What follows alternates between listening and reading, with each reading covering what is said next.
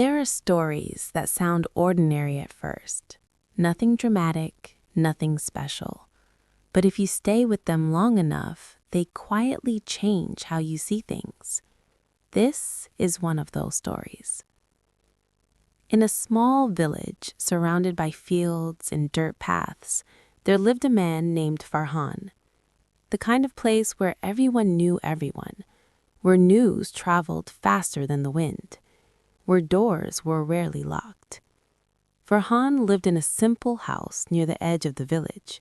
He was not rich, he was not powerful, but if you asked around, people would tell you the same thing.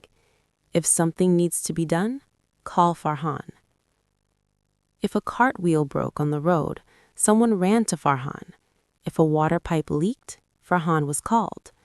If an old man needed help carrying firewood, Farhan was already there.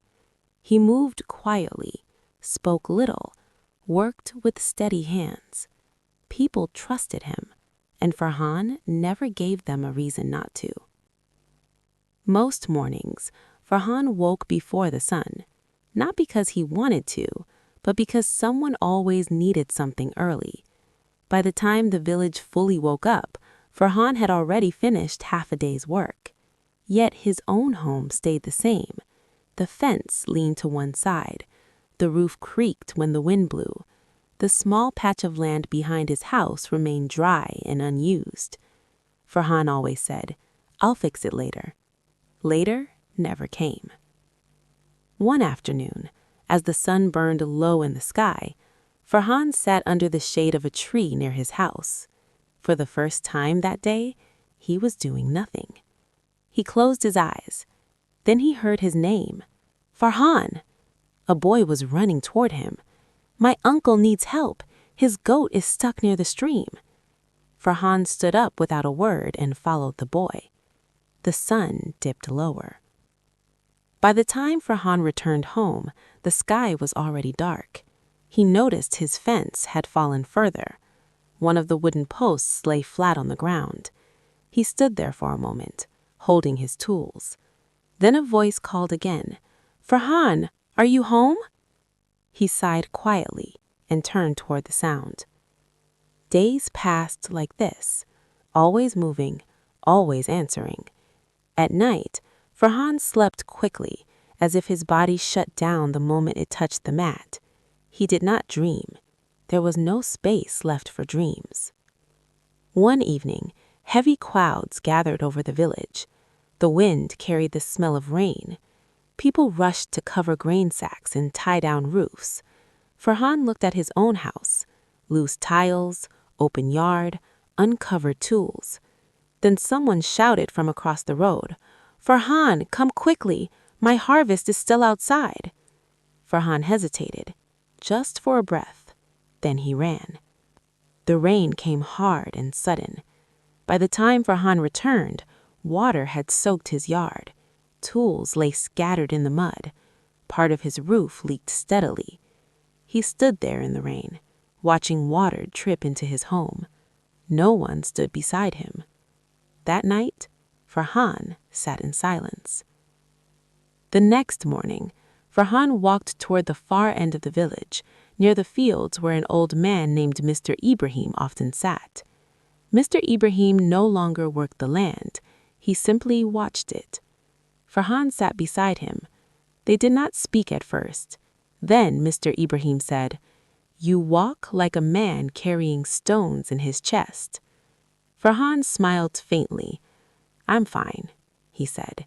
Mr. Ibrahim nodded, unconvinced. After a while, Mr. Ibrahim pointed to a narrow canal running beside the fields. He said, "See that water?" Farhan nodded.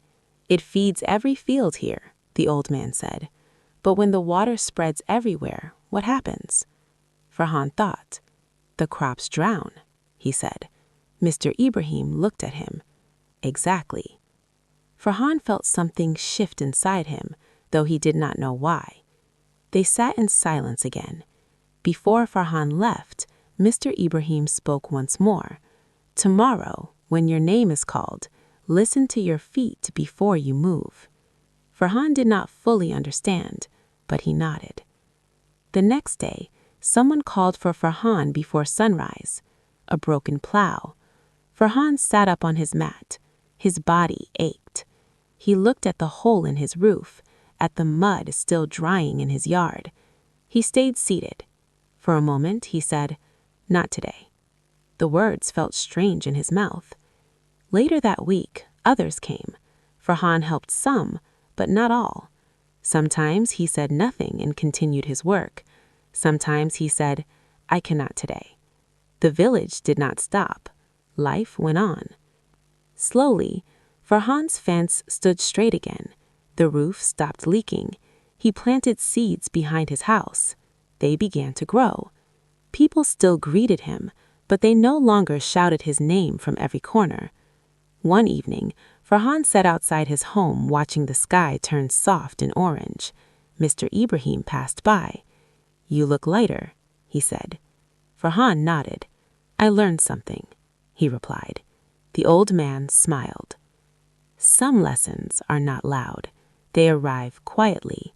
You do not notice them at first, until one day you realize you are no longer drowning, and that sometimes the most important work is the work you stop doing. Have you ever felt like Farhan, giving too much and losing yourself? Tell me in the comments what saying no has taught you. If this story spoke to you, stay tuned. Next time, I'll share another quiet story that might quietly change the way you see life.